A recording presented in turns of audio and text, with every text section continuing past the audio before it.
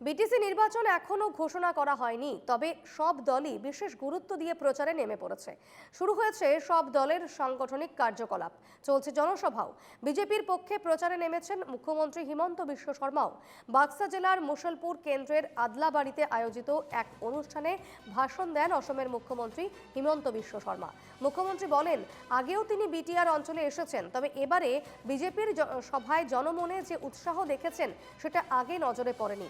হিমন্তর বক্তব্য দেখে মনে হয় জনগণ যেন বহুদিন থেকেই নির্বাচনে পদ্মের ছবিতে ভোট দেওয়ার জন্য অপেক্ষায় ছিলেন।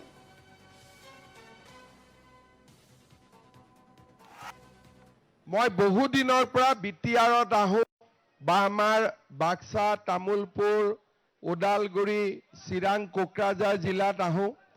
বিজেপিৰ মিটিঙো হয়, কিন্তু এইবাৰ বিজেপিৰ মিটিঙত ৰাইজৰ ইমান উৎসাহ মই দেখি নিজে আচৰিত হৈছোঁ যে এইবাৰ ৰাইজে মোৰ এনেকুৱা লাগিছে যেন বহু দিনৰ পৰা ৰাইজে পদুমৰ ছবিত ইলেকশ্যন খেলিবৰ কাৰণে ৰখি আছিলে, আৰু এইবাৰ যেতিয়া ৰাইজে গম পালে যে ইলেকশ্যন পদুমত হ'ব, সকলো ৰাইজে বিজেপিক আশীৰ্বাদ দিছে, আগবাঢ়ি আহিছে। হয়নে নহয়? হয়নে নহয়? মই ঠিক কৈছো নে নাই? পদুমত ইলেকশ্যন খেলিব ইচ্ছা আছিলে নে নাই?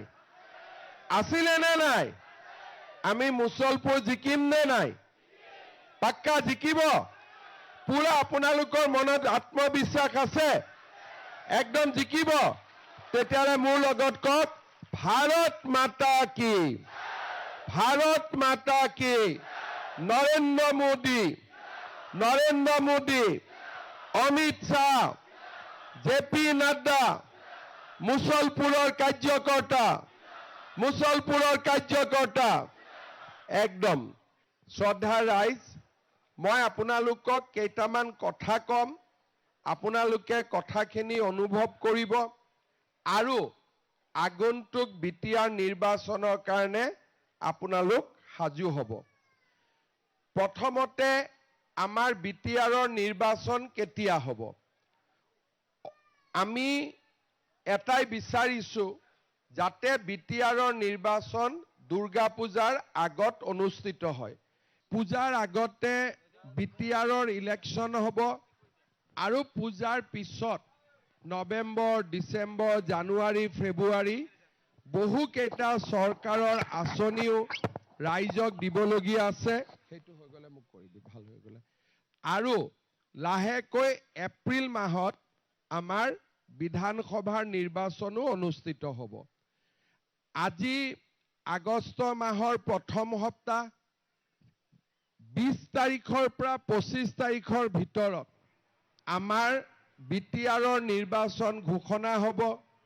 প্ৰাৰ্থী আদি সকলো ৰাজনৈতিক দলে নিৰ্বাচন কৰিব, আৰু ছেপ্টেম্বৰ মাহৰ তৃতীয় সপ্তাহত আমাৰ বিটিআৰৰ নিৰ্বাচন অনুষ্ঠিত হ'ব, আৰু লগে লগে দুৰ্গা পূজাৰ আগতে আমাৰ বিটিআৰ নিৰ্বাচনৰ ফলাফলো ঘোষণা কৰিব।